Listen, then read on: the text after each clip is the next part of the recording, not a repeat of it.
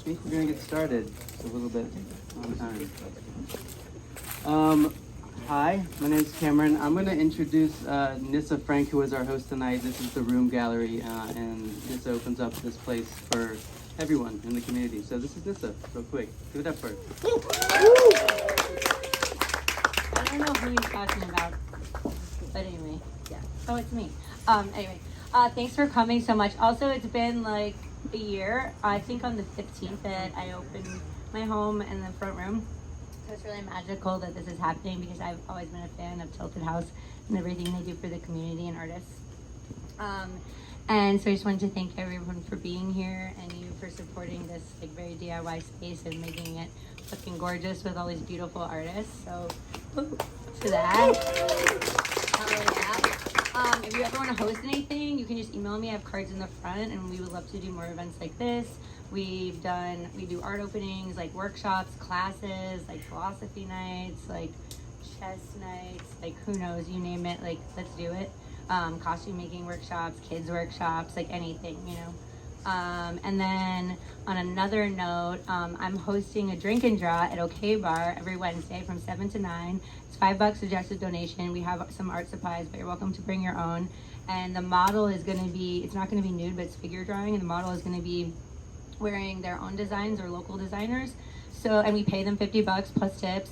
And they get at least like a drink or two at the bar. And I'm looking for new models or people who want to recommend like friends or designers, or even if you make something or want to paint your body or your face or any way to express yourself.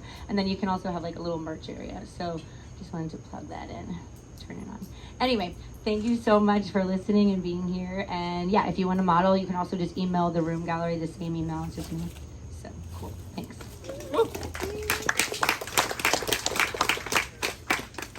And there's also a tip jar for donations for the Rume Gallery and also for drinks and stuff. Hi, I'm Cameron. I'm one of the people that help run Tilted House, which is what this event is about. I have a lot of our other editors and contributors here. But this night is specifically to celebrate the book launch of 2 books that we published quite a while ago now in May, I think it was, April. Dear Egg by Danny Unger,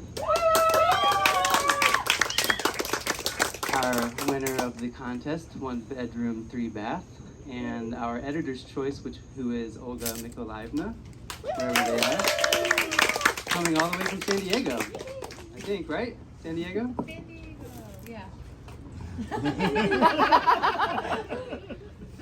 So this is to celebrate those people and those books, and we have some readers before and in between those authors who are going to be reading their own work, like mini readings by their work, and then a little bit to kind of complement the books that they're representing and to read a little bit from them. But I'm going to open with a piece by Italo Calvino from his book Invisible Cities, which you might know. Because both of these books are about cities. New Orleans is one of them, Kiev is another, Philadelphia, and I think it's a fitting piece. This is from the section Cities and Eyes. The ancients built Valdrada on the shores of a lake, with houses, all verandas, one above the other, and high streets whose railed parapets look out over the water. Thus the traveler, arriving, sees 2 cities, one erect above the lake, and the other reflected upside down. Nothing exists or happens in the one Valdrada that the other Valdrada does not repeat, because the city was so constructed that its every point would be reflected in its mirror. And the Valdrada down in the water contains not only all the flutings and juttings of the facades that rise above the lake, but also the room's interiors with ceilings and floors, the perspective of the halls, the mirrors of the wardrobes. Valdrada's inhabitants know that each of their actions is at once that action and its mirror image, which possesses the special dignity of images. And this awareness prevents them from succumbing for a single moment to chance and forgetfulness.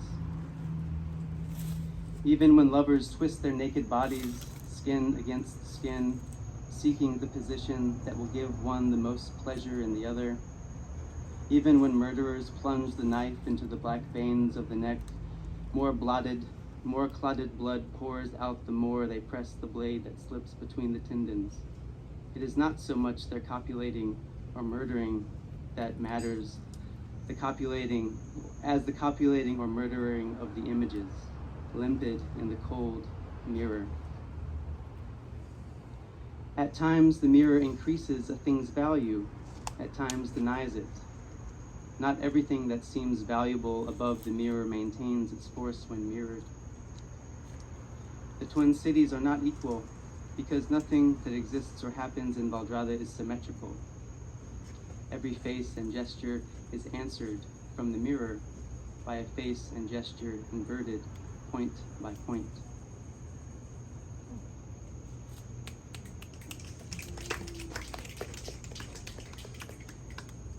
And with that, we're going to start with our small mini readings with our first reader, one of Tilted House's own editors, Clark Bucko. Please welcome Clark.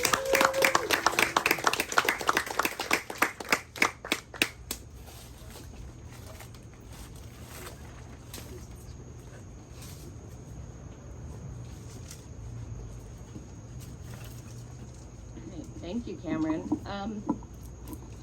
So I'll be a little bit of a sap and say that I really love Dear Egg, which is the book that I'm reading from tonight. And it's a collection around this idea of a relationship in incubation. And I was just getting to know you, Danny, when I read your manuscript, and I'm glad to call you a friend now. Get a little bit clamped thinking about that. And a lot of other people, I almost said in this room, in this outdoor pool party space. So let me open my phone pocket. I'm going to read a poem of Danny's from Dear Egg, followed by one of mine in response.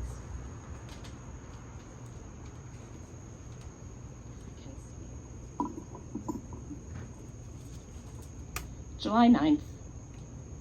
Dear Egg, speeding past a store called Big Boy Discount today, with both car windows down, had me thinking deeply.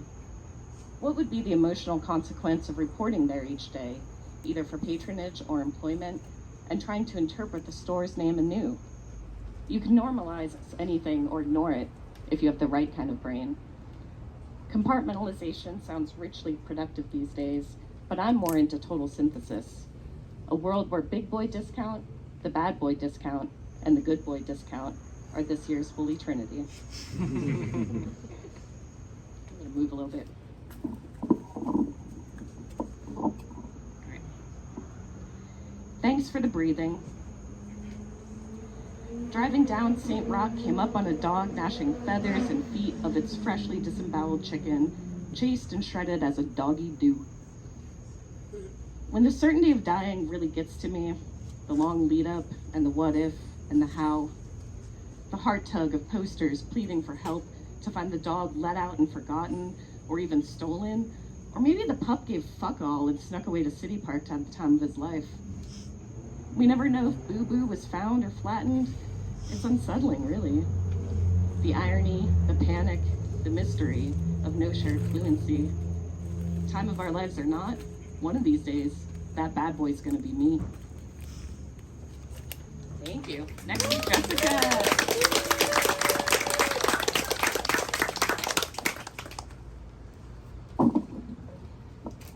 A bit clumsy. Okay. I work with Danny at UNO. I mean, we're in the MSA poetry cohort together, and I'm very happy to be able to read some of her work and read some of mine in response. So I'll be reading July 23rd, which if you have the book, is on page 27. Dear Egg, I'm not telling you that you can't, but I'm not telling you that you can, said my overeager flight attendant, referencing use of the restroom. I get it, ma'am. I also hate giving direct prohibitions and wish instead to be a beacon of encouragement or at worst, a plain signpost. What a liability life has become since everything was reconfigured in terms of liability. In a world where there will always be subliminal messaging and things for purchase, I want to be the voice shedding light through the intercom, a disembodied Mr. Rogers. I love that last line. I no longer understand what unallowed means. I gather the coy moonlight, the gradient haze of smog and light pollution, the moon like a pendant above the skyline, 60-watt bulb of Dallas. How does light so grand become so small? I am acquainted with her true face, the craters that question your definition of deep, but she is not here in the illuminated city. She is tinkering with clouds, pulling the ether of condensation around herself like a wedding veil. I float under. At 2 a.m., the heated pool is a luxury, even in the faux winter. Product of a hotel voucher made out for delayed. So sorry we've canceled your broken heart vacation. But tell me, what does it mean when they put you at the Omni instead of the Quality Inn? Or when they pack your envelope full of drink vouchers? Cheryl, 52, on the drive over says, that's how you know they fucked up, girl. What funeral, what death are you late for? Well, that depends. I think the flight attendants may have seen me rocking on the terminal floor, rereading the messages, the end of a 6-year war called Almost Marriage. Did anyone die? Again, I think that depends on death's definition. But the coy moon I float under has a crater like him. The crags turn like question marks, and I am the answer. Yes, I mean no. I no longer understand what unallowed means. I ignore the pool's closure. The air's rattling with cicadas and distant cars, and my carry-on turns in on itself in the wind, the only witness to this. I let myself in and bow to her. The moon bows back through her cumulus clouds. Perhaps this performance ends with an act of agreement. Our darkness is already acquainted. Lunar baptism. I plunge into the deep end, the weight of jeans dragging me down, the almost agreement, the slip out of fabric, the pool of buoyant curves, floating me up against my own intrusive desires. Float me back to the moon, back with a freed body, back to the surface. Thank you.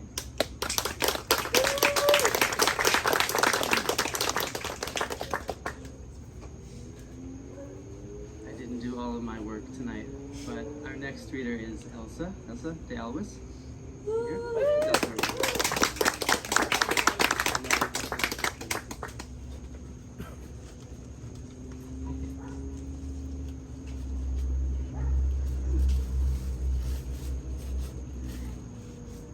So, I'm going to read July 26th from Dear Egg.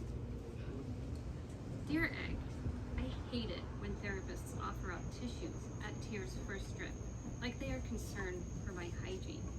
The cardboard box set out at arm's reach, a jack-in-the-box of mockery. It's like a physical assumption that I'm sad or I've lost it, as if that isn't the precondition that seeded the transactional relationship.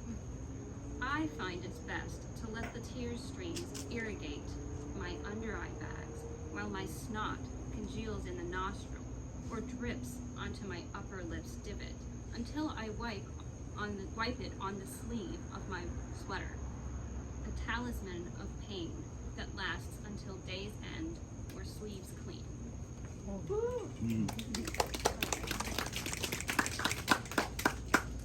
And here's a poem that I had already written that I feel is connected. I'm a pretty doll to be tossed around. I cook nice food and have a gentle soul. I'll soothe your qualms and massage your feet. I'm the nicest person you'll ever meet. But I'm just a doll, and I'm stuffed with cotton, my own feelings and desires forgotten. Come into my life, and I'll be your pretty wife. Rub your feet and listen to your woes. Use and abuse me, I don't care. I'm just a doll, so come play with me.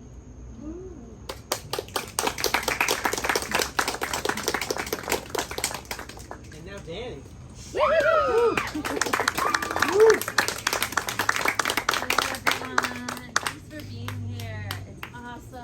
never been outside in the pool party space. It's beautiful.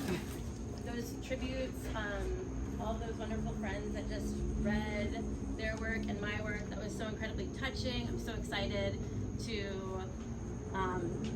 like hear Olga's tributes and Olga's reading, and just I'm really grateful to be part of this community, and grateful for Tilted House for inviting me to read and for putting out this amazing chapbook that I just am more fond of now that it's a real book. I mean, surprise, surprise.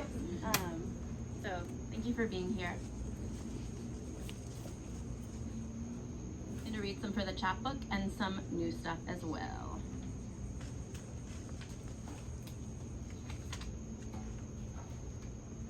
July 11th. Dear Egg, I've mostly dreamt about committing faux pas since we last slept together. When I become anxious in my loneliness, I close my eyes and lay prone, noticing my heartbeat's radiating pulse. 9 years out, poems about the Bush era read as horrific foreshadowing, now as the buzzword lottery churns out the word family again and again. 2 women in dressing gowns converse in my kitchen over midnight snacks about their experience with the therapeutic process, and one of them is me. Throw it, mister. July 13th. Dear Egg, stepping inside of a crowded tattoo shop on Friday the 13th, I permeate a wave of high-pitched screaming spat into a cell phone. Wearing a sequin disco dress and true summer fun spirit, the golden flecks and filaments reflect and lament the sun. What more is a waiting room than an anticipation chamber, a realm to prove your mastery over time? Outside the window, a bleached blonde with a high ponytail strides by and scoops up her French bulldog with one hand, quickly joining the distance. Right, now you guys get it.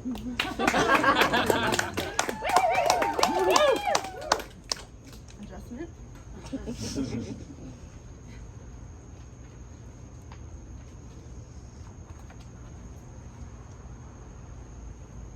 July 21st.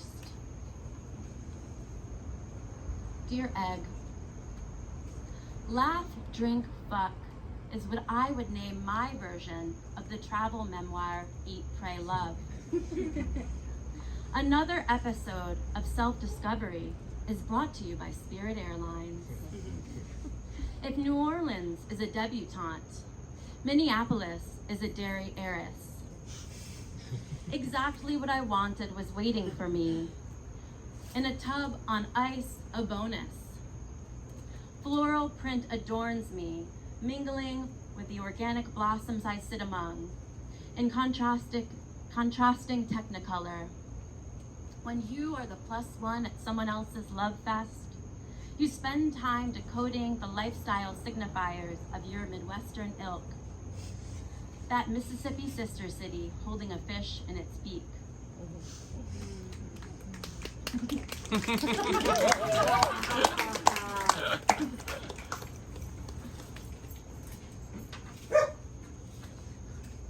July 28th. Dear Egg, the work I've been doing to peel off my false self for you. Sticky strips if necessary, like an expired vinyl tag on a car window. Last night, I tried a new type of fortune telling, where I read into the meaning of all the purchases my friends made at the grocery store. For example, One person's sushi foretold that there are many different versions in themselves depending on the context, but always capable of sharing. Oh, this delusion that I'm always learning and that it's cumulative.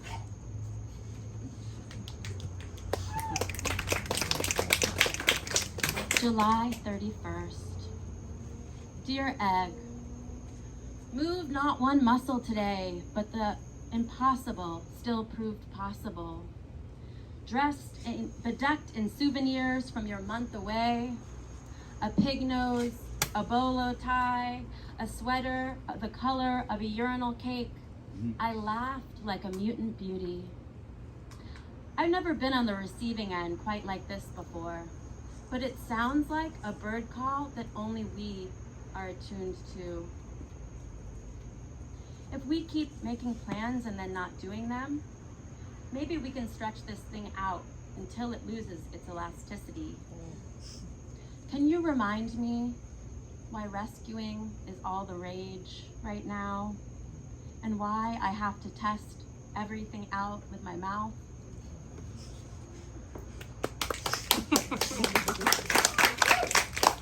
All right, just a few more. That was from Dear Egg, and now I just feel like it's really appropriate that I read the rest of this in my athleisure, because if you know me really well, this is what I wear like 70% of the time. Sports clothes.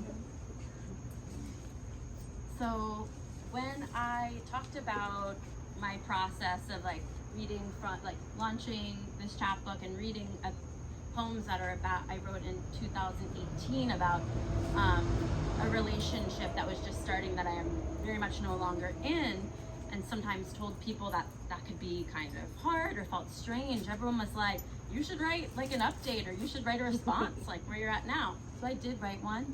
You might not see the anywhere beyond just me reading it up here, but it was fun. It was like a fun exercise. September 1st, 2023. Dear Egg, I still dream about your mother. The photo of her in a blue pullover, hesitantly scaling King Arthur's seat, was filed in my phone as a memory today. Egg, will either of us ever get married? I think the emotional charge between me and your residue has finally been severed, like some household wire hacked by a fugitive rat. For a brief spell, I thought there might be friendship energy between us, but when I ran into you at the make-believe carnival bar, you treated me like a drunk telemarketer. So now that I no longer wince when your name shows up in my mailbox, I'll just let you send me a meme about Lou Bega's Mambo No. 5 and leave it at that. I get it. I'm just one more ex-girlfriend Nat buzzing around the shit of your life. Okay, now some new ones. I wrote these poems this summer. They're lightly edited, so keep that in mind.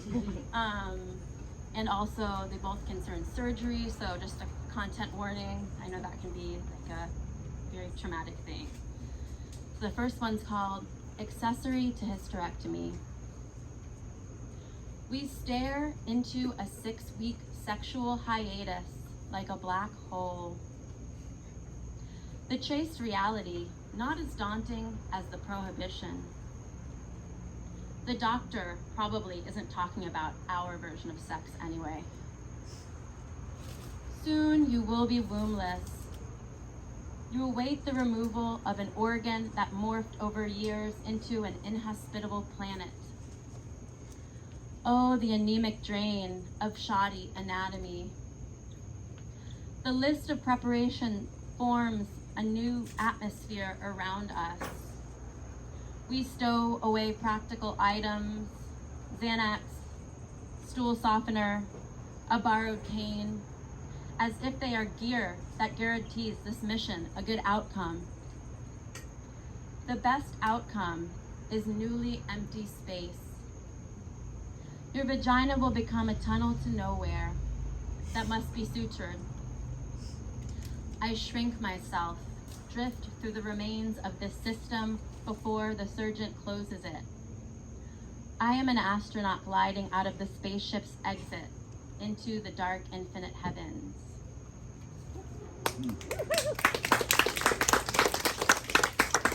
And this is the last one from me. It's called Scar Reveal. 7 days post-op, we unveiled your scar. The veil was a surgical bandage, also known as an adhesive foam dressing, a term stitched together from multiple vocabularies: construction, scientific, and sartorial.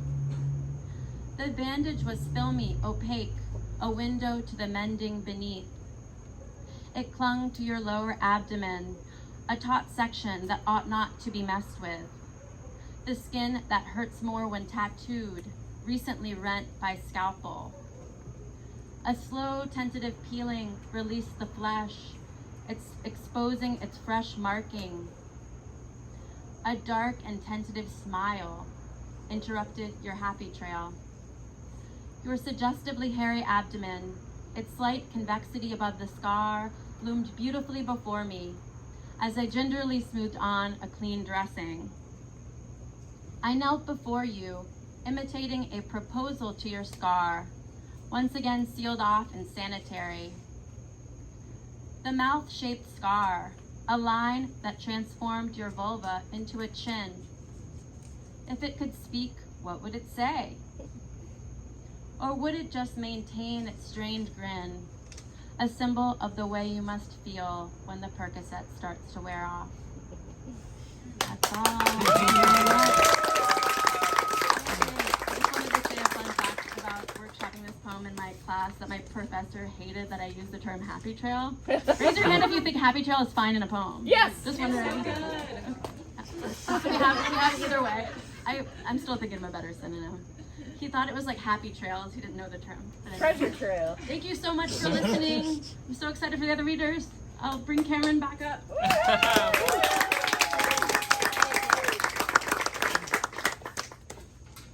One more time for Danny and company.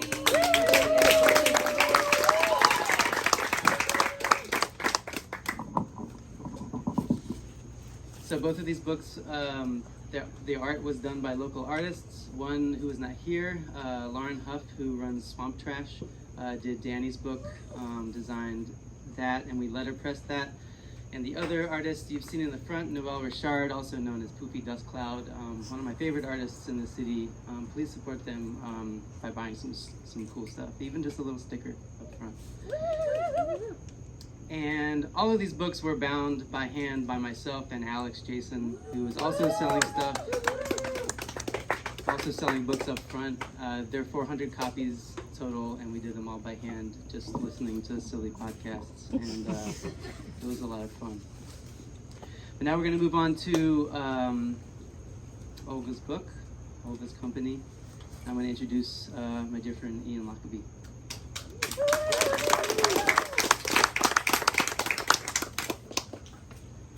Thanks, Cameron. And yeah, thanks to all those readers and Danny. That was incredible. The wardrobe thing was, yeah, I was excited about that. And the Happy Trail, conversation made me think I should do a wardrobe thing, but I'm not going to. Hairy abdomens, you don't want to. But anyway, yeah, that was wonderful. I love Dear Egg. And I feel really lucky to be here celebrating Olga's book, along with Danny's. Olga is somebody who I've known for maybe 12 or 13 years, through many phases and different versions of ourselves, since back in Olympia. And so, yeah, I love this book. I love Cities as Fathers. Y'all should get a copy. I think I'm going to follow suit and read something from Olga's book first, and then read a poem that I wrote for Olga in the past couple days. I'm not a tall man.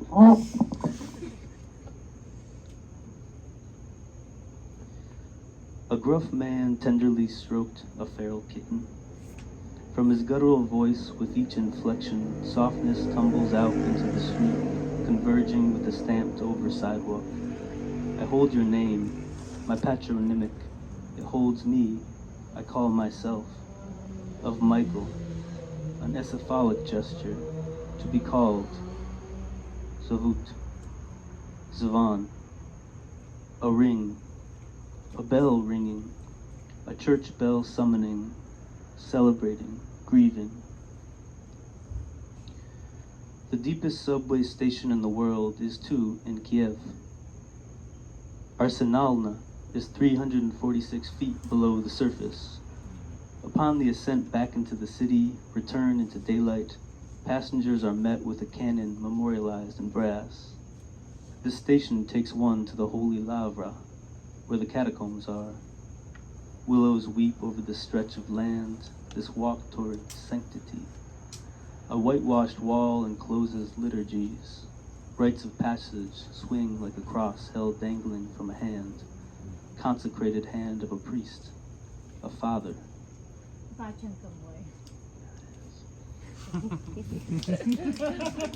asked Olga to help me with the ones before that too, but she missed the cue, so I tried that. So fun. How was that? That wasn't it, but... It was wonderful. Okay. Yeah, like I said, over the past couple of days, I was just thinking about Olga, and thinking about just our various times together, and like a lot of things came up. So this poem's just a little bit longer than I meant to be, but it's just real quick. I think like Olga's book, I love the way that Olga's book sort of like moves in these like networks through various cities that she's like spent time in, and so this poem sort of moves between Olympia and New Orleans, following suit after Olga. So this is it's called A Pause in Holiness, which is a line from Olga's book, and it's for Olga. Inside the city now, you're burbling away, you're all vinegar light in the greens. You arrived at J&J's, and I look at you through the windows of a voyeur. You smile down at me through the sound of a tropic crypt. Like you said, no one can leave.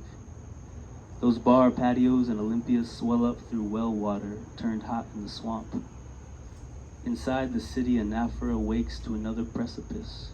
Stoves topple over the docks, are swept away by semi-rabid tugboats hungry for a fatherly business model.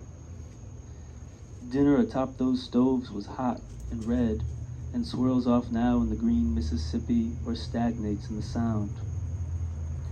There was that summer you worked the August flowers with me down valley in the veg. I look up and see all the abattoir workers flee like Catahoula. But inside them the abattoir lives, grinding on with the blood pneumatics, presupposed by tradition, these stems. Growing wetlands to swamp, back in Olympia, 22 and whinnying out fuck the police in the summer cold of someone's backseat. Or 24, sad smoking cigs, talking poems, drizzle turns sizzle on the sidewalk and back, as spray foam breaks out the insulating chamber between mushroom colonies of your aorta in heaven. Then, early evening was always implied. Now the stoves topple, and you arrive where every hour morning is said to me. My vision drags up the tar of a telephone pole at the sun-thick corner of the wharf in another floodplain.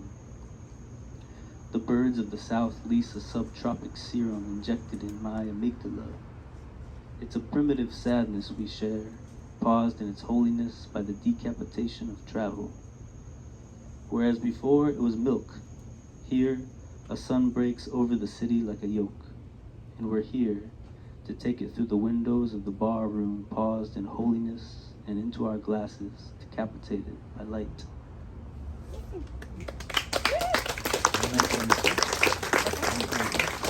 Next, Gabrielle. Rucker.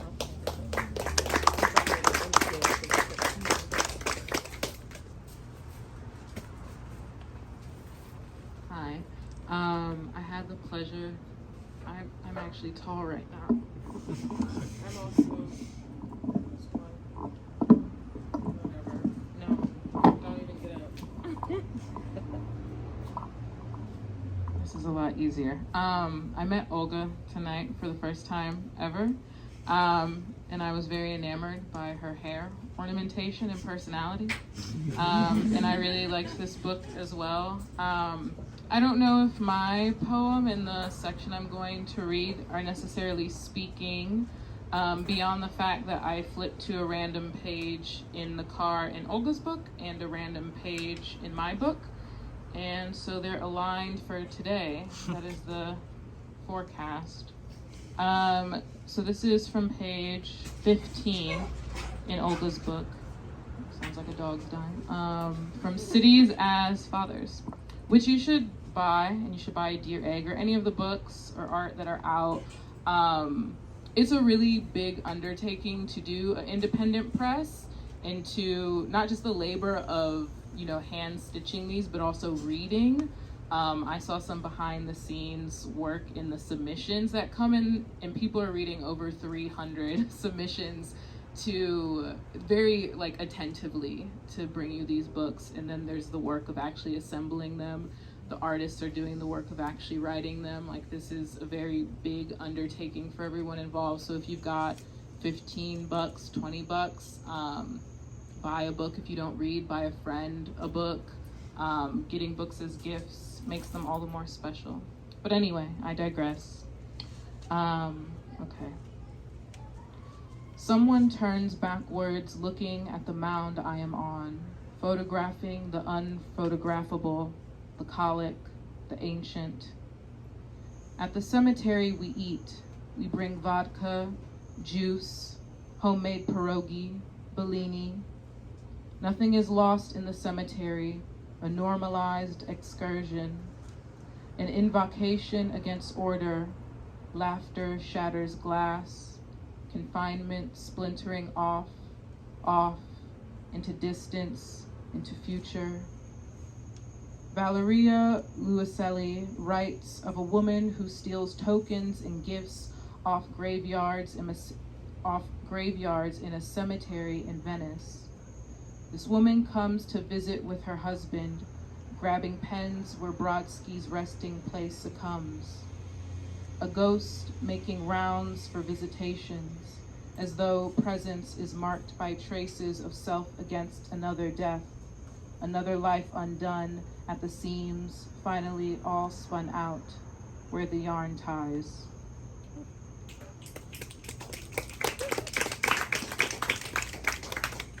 And this is from my book, which is called Dereliction, which is published by the Song Cave.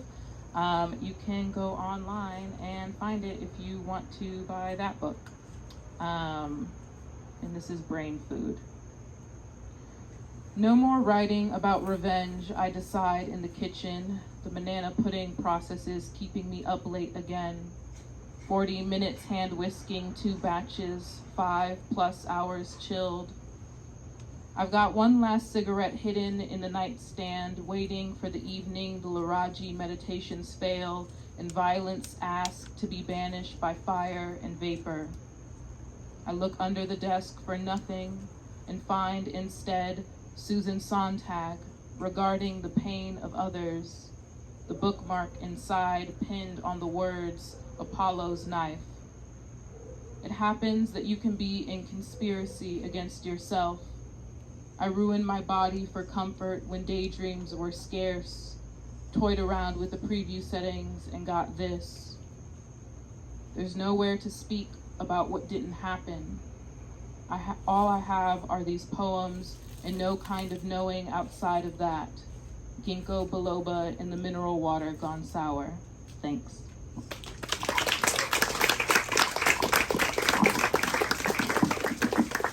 The next reader is Henry Goldkamp.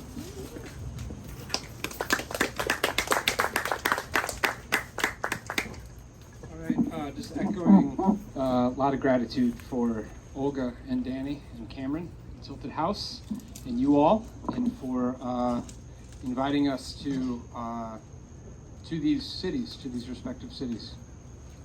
Au contraire, I'll begin with one poem of my own, and then I'll read from Cities as Fathers, and then the show begins. All right, first an epigraph for this. From the absurdist, let's just do it.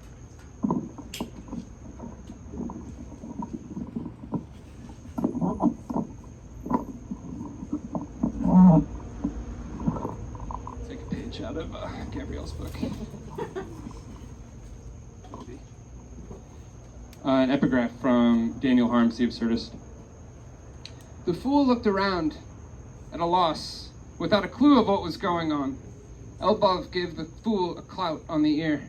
The fool flew out of his chair and dropped to the floor. Elbov gave him a kick, and the fool went flying through the doorway and rolled down the stairs. So it is in life, a fool through and through, and yet he wants to express himself. They need to be punched in the snout. That's right, in the snout. The poem's called Apologia. Clown tumbles downstairs and spills onto page. They clamber to their feet and play off their injuries, pacing back and forth. Rationale, a too-sweet perfume safe inside its rose glass atomizer. Their ear is bleeding, their eye is black, their smile shining. A collapsing chair, pure information. They wear military garb, 5 sizes too large for their frame, which is decorated with various regalia, a miniature plate, an upside-down candle, a daisy. Death has perfected tense, a past inside a present in which the future is non-existent. Each step they take claps wooden in awkward effort, as if their shoes are made of crate. Over the top. Those soldiers who head over the trenches and into active fire. Dusty, each move poofs a yellowish haze from their uniform. Some cigars explode, some walk wires, some eat fire. They light the upside-down candle with their thumb. The shirt catches fire. The options of theater are plentiful, kill or bomb. They spin the miniature plate on their pinky. The flames spread. The official term for merry-go-round music, screamers. With the other hand, they pluck the daisy from their breast and attempt to squirt out the blaze. No luck. The plate and the daisy are chucked. Children grow old, like the lyric. From hammer space, a 6-foot daisy is drawn, this one equipped with an extinguisher at its stamen. The fire chokes on the flower's foam. Advance guard, highly likely to die. The shoes on their feet, upon closer inspection, 2 coffins, a little tap dance, exit page left.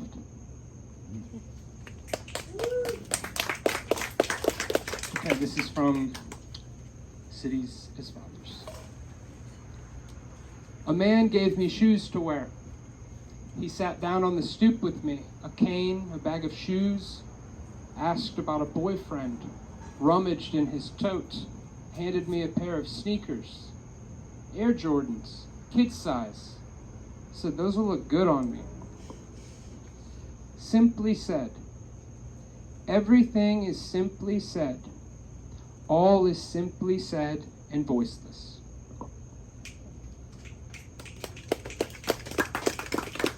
I'll leave it at that. All right, it's my pleasure to introduce Olga Mikolaivna.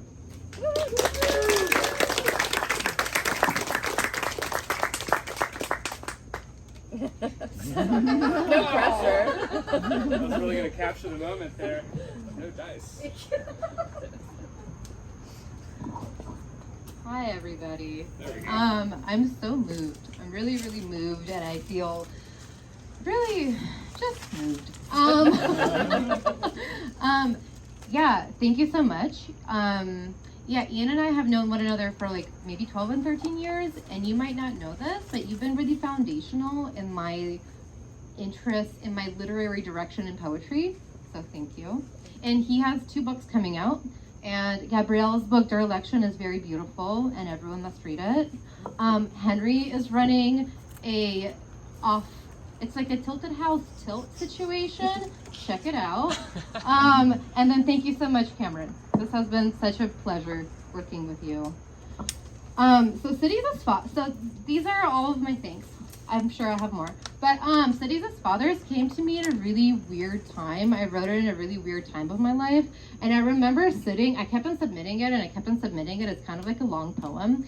And I kept on getting rejected. And then one day I was sitting like before going to work and I was like, oh, this is a chapbook.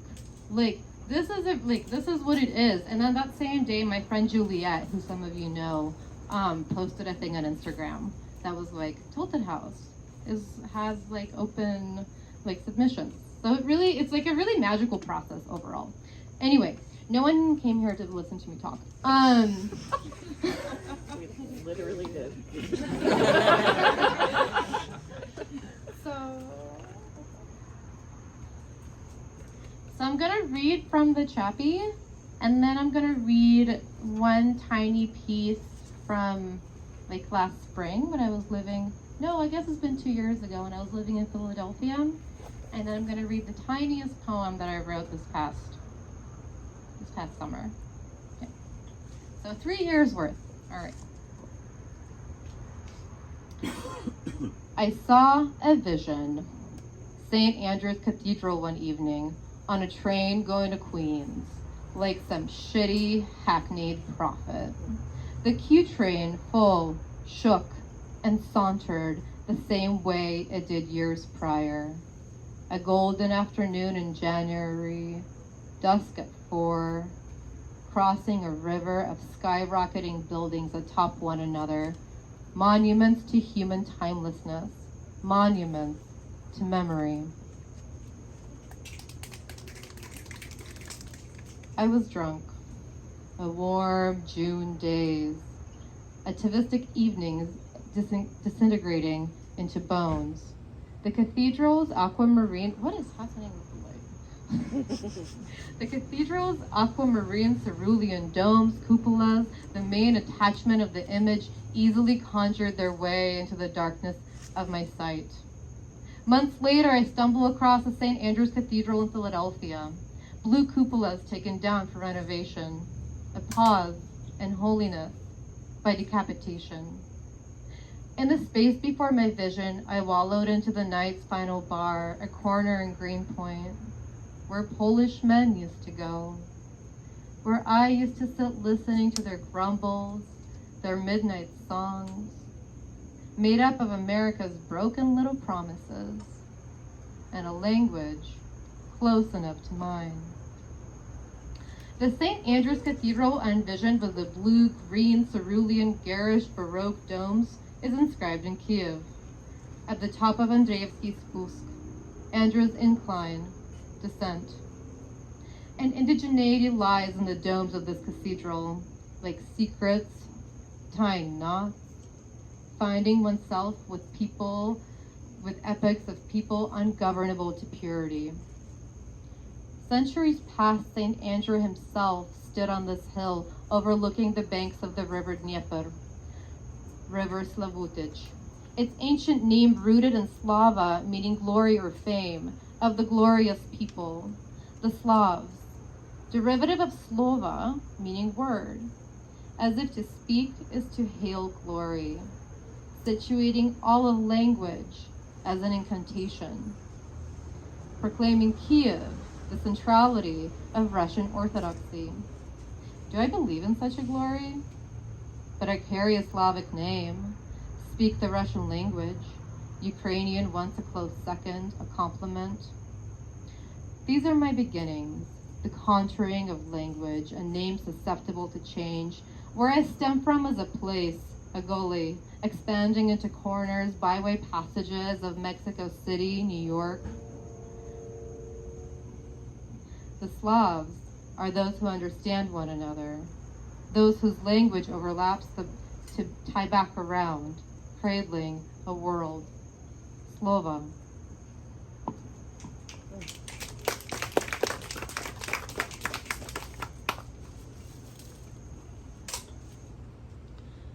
First grandfather died, the one who used to be a helicopter pilot, the one whom I only saw in bed, tucked into a blanket up to his chin, whose room always roamed with darkness, curtains shut, forever dusk. His funeral took place, and then the customary celebration. I think it was spring, a Soviet barbecue of sorts. The wake, drunk and joyful, the vodka's heat loosens, slack tongues, some birches, a lake, meat on a steak. Those around me, adults, were drinking, pulling elegies into a memoriam of sleep, spirits heightened, dislodged. My father, as usual, drank himself into tenebrosity. In Philadelphia, I crossed the street in front of a black sedan onto its right side. A man leers. His windows are open. The GPS blares out. Your destination is on your right. Repetitions of motion. On a trolley going westward into the thick of it all, garbage laid its way into concrete, motioning to a trail of commute, a proof of existence, proof that somebody was there, a body, presence. Ariana Rines writes, pornography has no smell, i.e., no body. A body is a substance, excess, a recollection. Good morning, is said to me, saccharine tone, tune, limpid with manipulation. It's 7 p.m. No matter where I go, someone has something to say to me. I play favorites with those who don't harangue me, but really, an invitation to suck a dick at 7 in the morning is an unpleasantry. I bring something out in men lately. Okay, so that's cities, parts. This is from a longer poem. Everything I write are pretty long poems. And it's the very end. And I wrote this in spring of 22. Broke a fever, broke a spell, the might of time, dusk of youth, stringent days, unyielding, insomniac, not a title I would have deemed, yet here I am wavering, waking up pre-dawn, crepuscular, anti-Lucan, shielding eyes. The retinas mustn't burn, mustn't resemble the old country. How can this stay in the ocular? Beneath, in the back, grasping for requisite opulence, grasping to the forefront of history, desire to change history into another word, encircling forebearers, centrifugal. Buds turned leaves, green and ravishing, piecing together the quest for summer mornings. 200 gun wounds during Memorial Day weekend. My mother called to ask how all is, how I am. Slept through the day. All days endless, nights endless. That's by Ann Carson. I am alive, I know, because heat, these effacious yearnings lingering through heart wounds, not open anymore, cauterized, present and sleeping. Yesterday finally settled on the dirt walked upon, the dirt thoroughly clumped onto, breasts and bottom of tired feet, regressive feet, tremendous feet. I'm living my life again, I told myself. I told myself a lie yesterday. The trick of the matter is simple. Return to faith, regenerate, simply and thoroughly and lavishly. I have arrived, returned.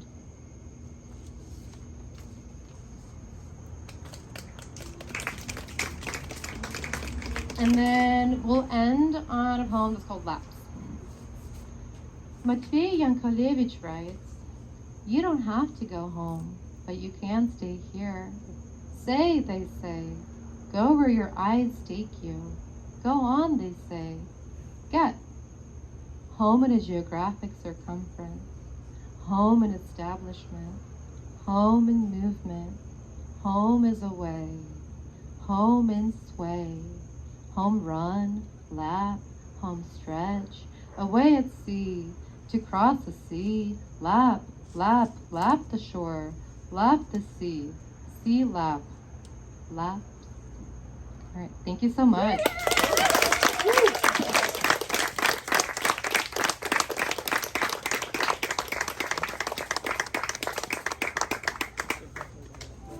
All right, one more more time for Olga and Danny.